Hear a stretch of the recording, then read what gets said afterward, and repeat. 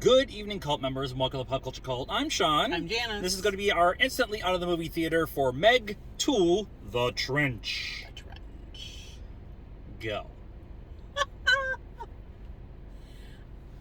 That's a good enough review. You know, it's not Oppenheimer or Barbie. You know, it's silly, fun. Yeah. It felt a little different than the first one. They took themselves a lot more seriously in the first act. First half? Yeah, it almost felt like Yeah. it was two different movies. Like the first half was very sciencey and serious, and then the second half was a Jackie Chan movie. Yeah, that's not entirely inaccurate. Like, these the Meg movies are made for a Chinese market, for an Asian market, and so for us as Americans or Western. Yeah, that's the word I'm looking for. Our movie watching experience is very different than those who are in the East. And so because of that, what we expect from our movies is very different from them.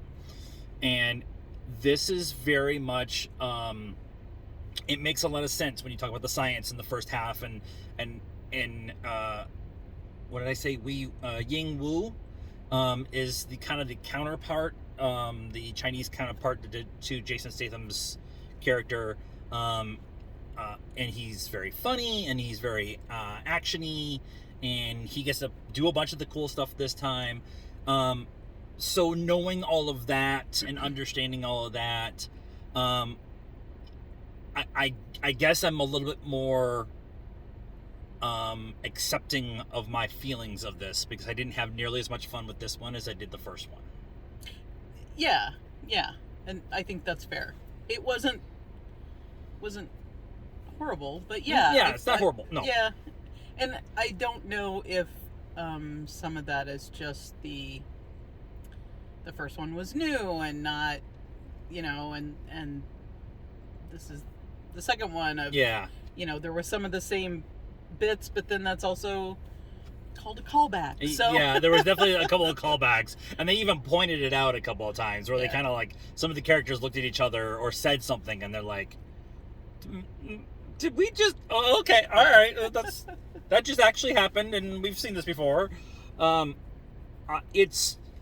We saw it in 3D. I think this is one of the few times where I'm like, maybe we shouldn't have seen it in 3D, because some of the fight scenes are actually lost because they're shot close, because you're in submarines or submerged bases or in confined spaces, and so you don't want to pull back from the fight. You actually want to be in that confinement, and in 3D it kind of gets lost in the shuffle.